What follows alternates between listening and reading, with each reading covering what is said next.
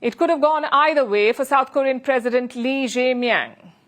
He arrived in Washington this week hoping to crack a trade deal with Donald Trump, but the backdrop was messy. South Korea is still reeling from last year's martial law crisis. That's when the former president tried to impose martial law to hold on to power. Seoul is still grappling with the aftermath. Meanwhile, Donald Trump is still eager to reassert his role as a global deal maker. And North Korea is still testing missiles while flirting with Moscow. In this backdrop, South Korean President Lee came to Washington. This was a high-wire encounter. Just hours before the meeting, Trump blasted out a cryptic post on Truth Social. He warned, and I'm quoting, he warned of a purge or revolution in Seoul. Now, for a moment, it looked as if Lee might be ambushed, that he might be forced to defend himself against conspiracy theories rather than discuss policy. Instead, the encounter became something else entirely. Trump mellowed, Lee charmed, and the headlines were about a third man who was not even in the room. So here are the top takeaways from this meeting. Number one, Kim Jong Un was the third man who was talked about, who ruled the headlines. No matter who sits opposite him, Donald Trump drags the North Korean leader into the conversation. And this time was no different. Trump made it clear that he wants to meet Kim again, possibly this year. Relationship with Kim Jong Un. I hope it stays that way. I think it will. I have a very good relationship. I understand him. I spend a lot of free time with him, talking about things that we probably aren't supposed to talk about. And I get along with him really well. I think he has a country of great potential, tremendous potential. Is it possible you meet him this year or maybe next year? Well, I'm meeting a lot of people. I mean, it's hard to say that, but I'd like to meet him this year. During his first term, Trump met Kim thrice, and he wants to do the same this time. Also for Trump, these meetings are less about arms control and more about personal chemistry. He talks about Kim as if they're old college roommates, letters exchanged, long talk shared, mutual respect affirmed. Whether Kim actually wants such a meeting or not is another matter altogether. So far, Pyongyang has ignored South Korean President Lee, and it has only half engaged with Trump's overtures since his return to office. And yet, Donald Trump is betting that Kim will eventually want to meet him and sign a deal. And Lee, the South Korean leader, fed into that mythology. He flattered Trump. He even joked about building a Trump Tower in Pyongyang, the North Korean capital. So, I look forward to your meeting with Kim Jong Un and construction of a Trump Tower in North Korea and playing golf. I believe he will be waiting for you. Korea is able to attain economic growth and development through our ironclad alliance.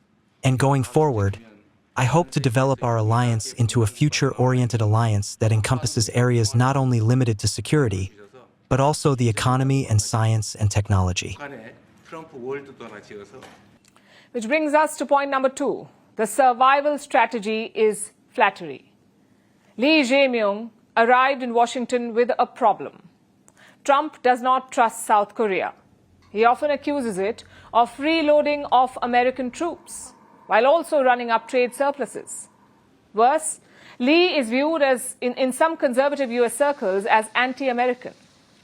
So his answer to this problem was praise, humor, and a dash of self-deprecation. He complimented the decor of the Oval Office. He called Donald Trump indispensable, and he lauded Trump's efforts at peacemaking. And one thing that I wanted to say to you is that America's role not as a keeper of peace, but a maker of peace is emerging more evidently. Many wars in Europe, in Asia, in Africa, and in the Middle East are coming to peace because of the role that you are playing. So among the many world leaders, I believe that you are the only leader who has made such accomplishments. And I would like to mention that the only remaining divided nation in the world is the Korean Peninsula. And I would like to ask for your role in establishing peace on the Korean Peninsula. If it looked over the top, that's because it was, and it was so by design. Lee needed to leave Washington without becoming another Zelensky or Ramaphosa. The respective presidents of Ukraine and South Korea, Zelensky and Ramaphosa, both leaders were left sparring with Trump. And takeaway number three from the meeting, trade was the elephant in the room. but they chose not to touch it. Officially, the purpose of Lee's White House visit was quite simple: iron out details of a new trade deal and clarify the role of US troops on the Korean peninsula. In practice, both leaders tiptoed around the specifics. Trump declared, and I quote, "I think we have a deal." But he offered no detail of the deal. Yeah, I think we have a deal done. They had some problems with it, but we stuck to our guns. They're going to make the deal that they agreed to make. And he's a very good guy, very good representative for South Korea. It's a very big trade deal. You know, it's the biggest deal they've ever made by far, but it's one of the biggest deals ever made. The biggest deal ever made is the one with the European nations, as you know. The Europe deal is the biggest deal ever made. Lee smiled, avoided objections, and let the cameras roll. But the reality is this: South Korea has agreed to invest hundreds of billions in US industries, all while tariffs on its exports remain higher than Seoul would like. But for now, neither side wanted to spotlight the sticking points, which brings us to the last takeaway from this meeting. The US-South Korea alliance is both stable and fragile. The optics suggested harmony, but the subtext is trickier. Trump floated the idea of the US outright owning the land under the Osan Air Base. Now, that is one of the two major US Air Force installations in South Korea. Trump says America owns the land. It's an astonishing suggestion that could inflame South Korean politics. Plus, he reminded reporters that Seoul needs to pay more for US protection.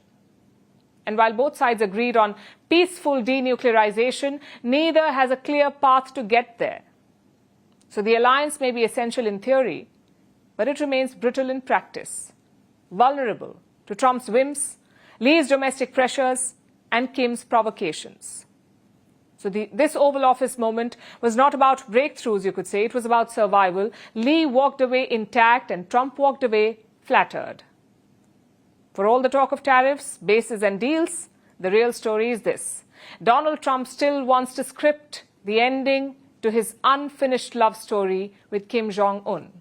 And South Korea knows it has little choice but to play along.